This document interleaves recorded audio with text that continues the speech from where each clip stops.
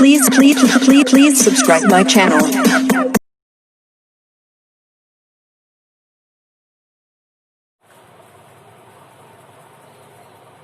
Good morning भैया बहनों, विद्या भारती राजस्थान की ऑनलाइन क्लास में आपका स्वागत है। आज अपन कक्षा 9 की सामाजिक विज्ञान के इतिहास की किताब है, उसका पहला पार्ट फ्रांसीसी क्रांति, उसके बारे में पढ़ेंगे। तो उसमें पहले हम प्रकरण में हम देखेंगे तो फ्रांस की क्रांति की शुरुआत में परिस्थितियाँ, मतलब कि फ्रांस की क्रांति के समय में क्यों शुरू हुई, उस समय क्या परिस्थितियाँ ऐसी थी कि फ्रांस में क्रांति शुरू हो गई। तो उसमें पहला क्वेश्चन ये सबसे पहले ये बनता है कि उस समय फ्रांस का शासक कौन था। तो उस समय फ्रांस का शासक था लुई 16वें। अब देखिए उस समय कैसी स्थिति थी। तो पहले अपन देखते हैं सामाजिक असमानता। पहला टॉपिक इसमें आएगा सामाजिक असमानता। उस समय फ्रांस में जब क्रांति हुई उस समय पूरा समाज 3 स्टेट में बटा हुआ था, मतलब 3 वर्ग बोलते हैं या स्टेट बोलते हैं, उनमें बटा हुआ था। प्रथम वर्ग था पादरी वर्ग। पादरी वर्ग वो था जहाँ पे चर्च है, फ्रांस में चर्च थे, ईसाई धर्म का संबंध चर्च थे। चर्च के कारण क्या होता था, वो चर्च के जो पादरी थे ना वो प्रथम वर्ग के अंदर आते थे।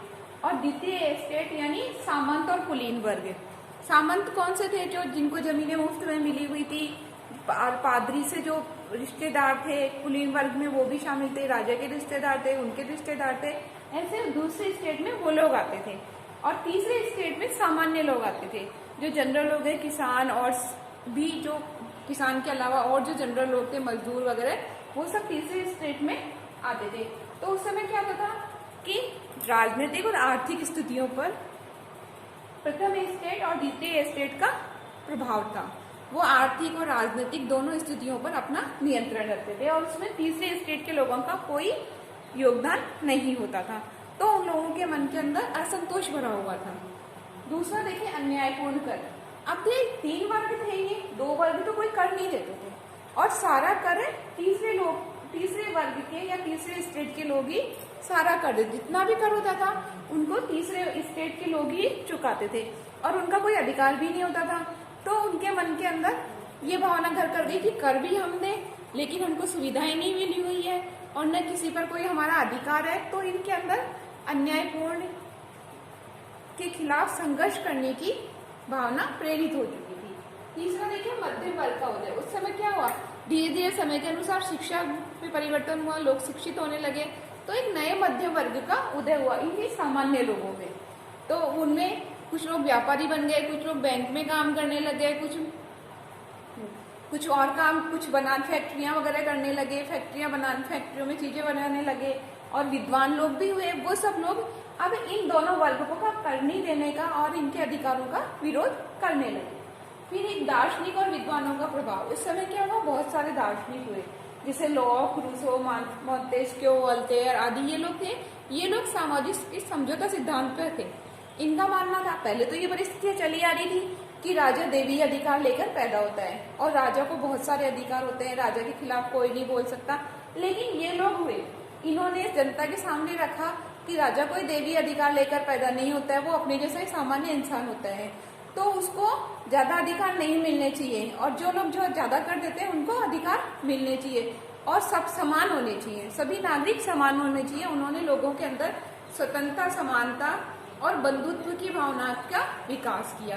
तो लोगों के मन में राजा के प्रति असंतोष उत्पन्न होने लगा। फिर देखें जीने का संघर्ष।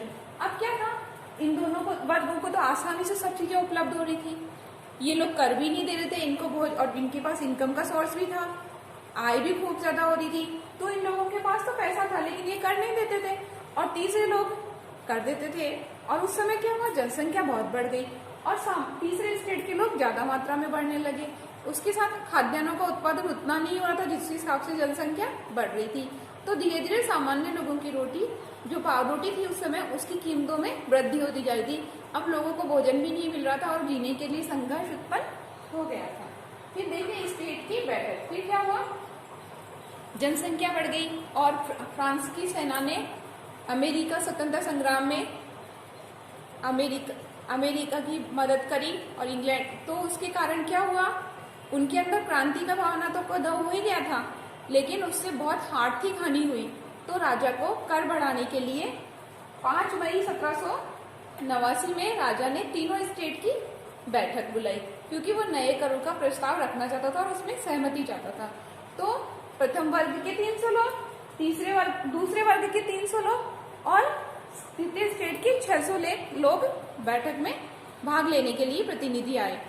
लेकिन क्या हुआ, अब क्या होता था कि एक वर्ग को एक वोट देने का अधिकार था या एक मत देने का अधिकार था।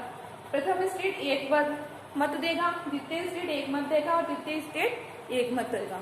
लेकिन तृतीय स्टेट ने यह मांग रखी कि सभी को वोट डालने का अधिकार होना चाहिए और सबको समान अधिकार प्राप्त होना चाहिए। इस बात को लुई सोल्वे ने मानने से इनकार कर दिया। इस कारण फ्रांस की क्रांति शुरू होने की पूरी परिस्थितियां बन गई। ये फ्रांस की क्रांति की शुरुआत बताई है। अब फ्रांस की क्रांति की घटनाएं अगले वीडियो में देखेंगे। धन्यवाद।